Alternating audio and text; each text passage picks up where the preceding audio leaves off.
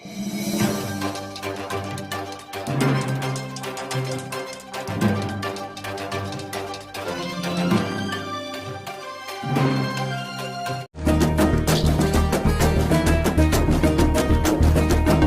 ಬಾರಿ ಜೆಡಿಎಸ್ಗೆ ಮತ ನೀಡಿ ಈ ನಮ್ಮ ಪಂಚರತ್ನ ಯೋಜನೆಗೆ ಬಲ ನೀಡಿ.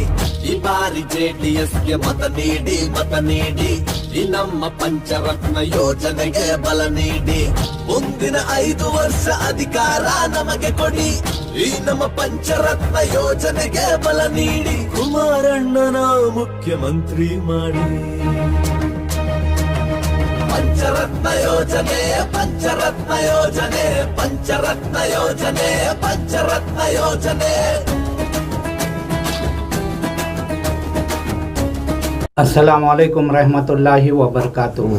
मैं सबसे पहले आपको ये बात क्लारिफिकेशन कर देना चाहता हूँ कि 2023 में इस रियासत के वज़ीर आला 100% नहीं बल्कि 200% कुमारस्वामी चीफ मिनिस्टर बनेंगे।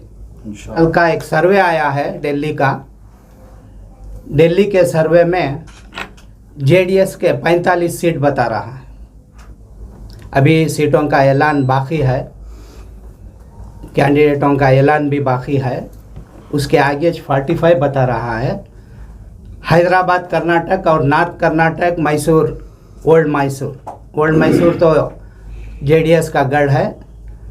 नॉर्थ कर्नाटका और हैदराबाद कर्नाटक में एक लहर चली है जेडीएस की, जहां से बहुत सारे सीटें जीत कर आएंगे। एक बड़ी तादाद में जेडीएस पार्टी उभर कर सामने आएगी। इसका एक कारण ये भी है कि सीएम इब्राहिम साहब तकरीबन 1 साल से तूफ़ानी दौरे कर रहे हैं। दिन में 4-5 प्रोग्राम्स, बड़े बड़े प्रोग्राम्स अटेंड कर रहे हैं। इससे भी पार्टी को बहुत मजबूती और ताकत मिली है।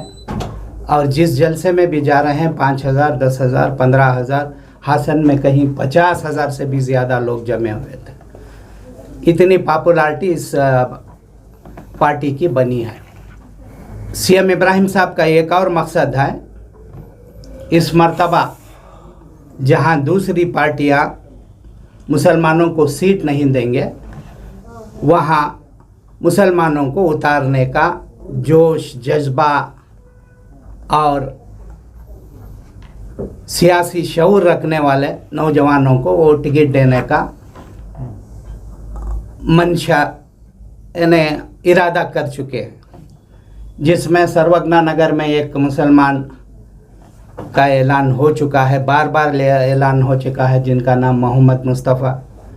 जयनगर से भी एक शख्स को उतारने वाले हैं।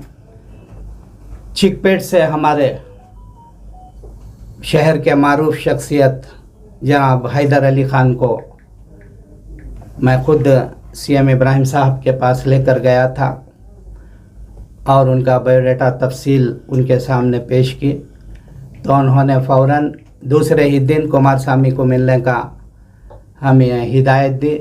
कल सुबह में हम कुमारस्वामी साहब के घर गए, उनसे मुलाकात की, तो बायोडाटा देखा उन्होंने और किसी एक और शख्स को मिलने का इशारा दिया है, वो कल हो जाएगा। उसके बाद अब लिस्ट तैयारी का सिलसिला चल रहा है। इंशाअल्लाह हैदर अली ख़ान का नाम लिस्ट में आ जाएगा। ये पूरे जोश, जज्बे और हिम्मत से इलेक्शन के मैदान में उतरेंगे। ये कोई ऐसी वैसी शख्सियत नहीं, एक मारूफ शख्सियत है। शहर में इनके मिली खिदमत, समाजी खिदमत, मजहबी खिदमत, उलमा से इनका उठना बैठना, समाजी खिदमत, ये तमाम इनके इस वक्त काम में आ जाएंगे। ऑलरेडी 5 हो चुके हैं। मैं समझता हूँ अब एक 10-12 सीट तो होंगे। पिछली बार चिकपेट से कितने वोट लिए हैं जेडीएस के कैंडिडेट? 24,000 चिल्लर, कुछ नारायण गौड़ा करके 24,000 चिल्लर वोट लिए हैं। एक बार जमीन साहब के भाई ने कुछ 35,000 लिए थे, नारायण गौड़ा कुछ लिया था, हिमाचल सागर यहाँ 60 पर 5 या 60 पर 8,000 मुस्लिम वोट्स हैं। उस वोट की बुनियाद पर हमारे हैदर अली ख़ान इलेक्शन लड़ना चाह रहे हैं और दूसरे वकलीगास के वोट हैं और तमिलियंस वोट हैं और SC/ST के वोट भी अच्छी बड़ी तादाद में हैं। ये तमाम वोट इस मरतबा JDS को आ सकते हैं क्योंकि JDS का मैनिफेस्टो अच्छा है। एक एजुकेशन पर तवज्जो दे रही, दूसरा सेहत पर तवज्जो दे रही, तीसरा रोज़गार पर तवज्जो दे रही, चौथा किसानों के तमाम मसाइल पर, ख़वातीन के मसाइल पर, यहाँ तक कि ऑटो ड्राइवर की फैमिली को माहाना 2000 रुपये, जिन औरतों की उम्र, जिन मर्दों की उम्र 60 पर 5 हो चुकी है उनको 5000 की पेंशन, जिनको अब की सरकार जो 500,000 रुपये पेंशन दे रही है उनको 2500 रुपये पेंशन देने का ऐलान किया। यहाँ तक कि साल में 5 सिलेंडर फ्री और 5 सिलेंडर अगर ज़रूरत पड़ने पर सब्सिडी 50% सब्सिडी देने का भी ऐलान हो चुका है। मुख्तलिफ गरीबों के हित में यह मैनिफेस्टो बनाया गया है। लोग आज जनता दल की तरफ आ रहे हैं। कोलार ज़िले में ऐसी वे चली है कि 6 के 6 सीट कोलार ज़िले में JDS आएगी। ऐसे हालात बन रहे हैं। हमारे भाई को हमने इसमें उतारा है फील्ड में।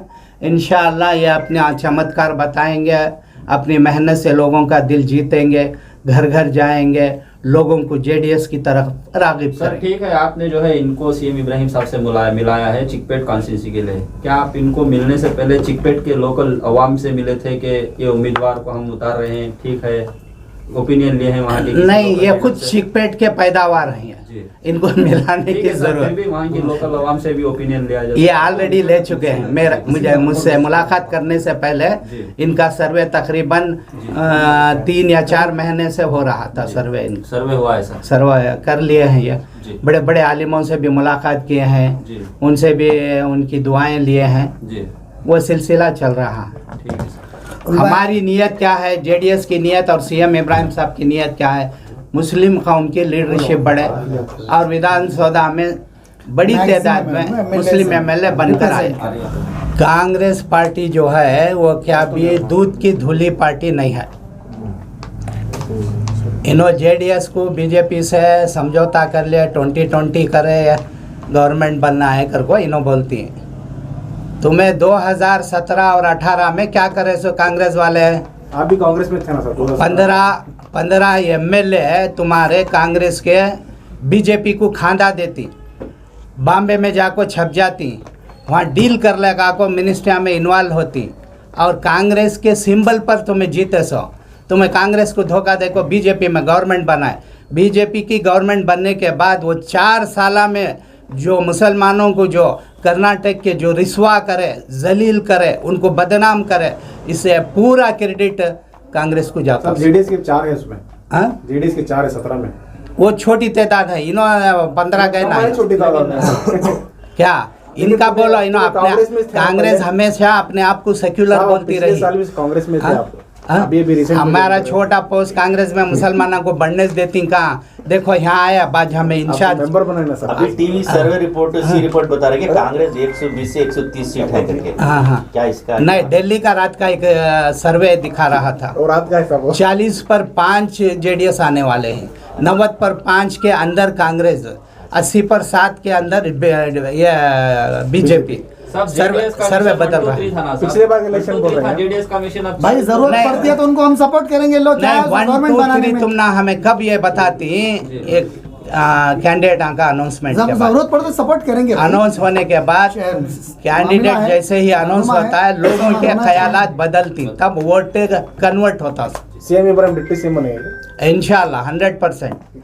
वो बड़ा क़ुव्वत रखने वाला लीडर, दूरअंदेश लीडर, संजीदा लीडर और कौम को कुछ कंट्रीब्यूट करी सो लीडर का नाम CM इब्राहिम।